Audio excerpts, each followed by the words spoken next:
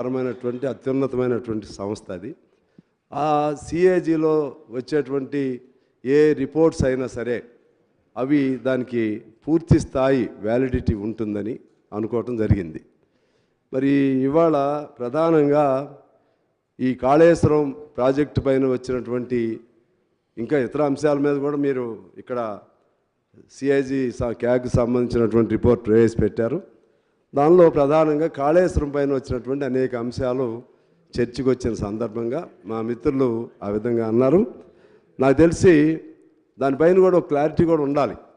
ఎందువల్లంటే ప్రతి సందర్భంలో కూడా కేంద్రంలో కానీ రాష్ట్రంలో కానీ ప్రతి అసెంబ్లీల్లో సిఏజీ ఆయా సందర్భాల్లో ప్రతి సంవత్సరం ప్రవేశపెడతా ఉంటారు.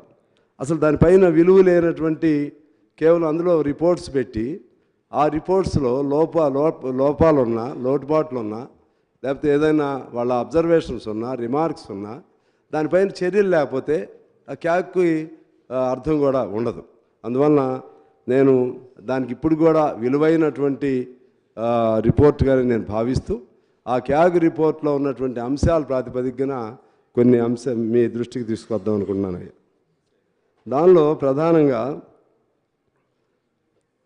ప్రాజెక్టు కాస్ట్ బెనిఫిట్ ప్రయోజనం 1.1:51 అని మెన్షన్ చేశారు అధ్యక్ష.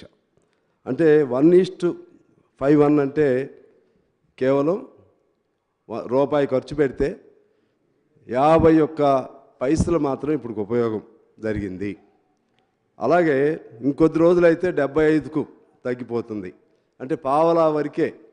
అంటే ఆ ప్రాజెక్టులో ఇప్పుడు ఇదే పద్ధతిలో నడిస్తే మొత్తం 1,00,000 కోట్లు ఖర్చు పెడితే లేదా ఇంకా చాలా పెరుగుతుంది చెప్తాను అది. చివరికి దానిలో 1,00,000 ఖర్చు పెడితే ఉదాహరణకి 25,000 కోట్లు మాత్రమే ఉపయోగంలో ఉంటుంది. ఆ 75,000 కోట్లు కాగ్ రిపోర్ట్ ప్రకారమే. అది ఎలా ఎటుపోతుంది అనేది మనం ఆలోచన చేసుకోవాల్సినటువంటి అవసరం ఉంది అధ్యక్ష. అలాగే మిత్రులు మాట్లాడుతూ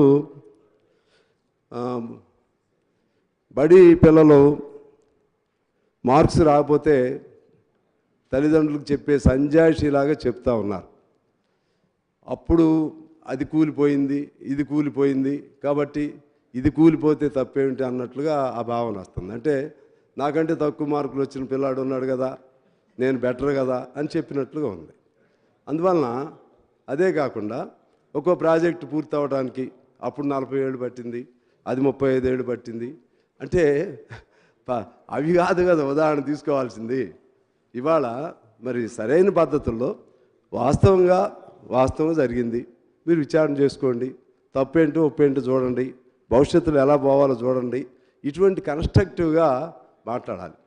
అది అలా కాకుండా చిన్నపిల్లలు మాట్లాడుకున్నట్టుగా అనిపించింది అధ్యక్ష. దానికి సంబంధించి దాంతోపాటు ఇక నేను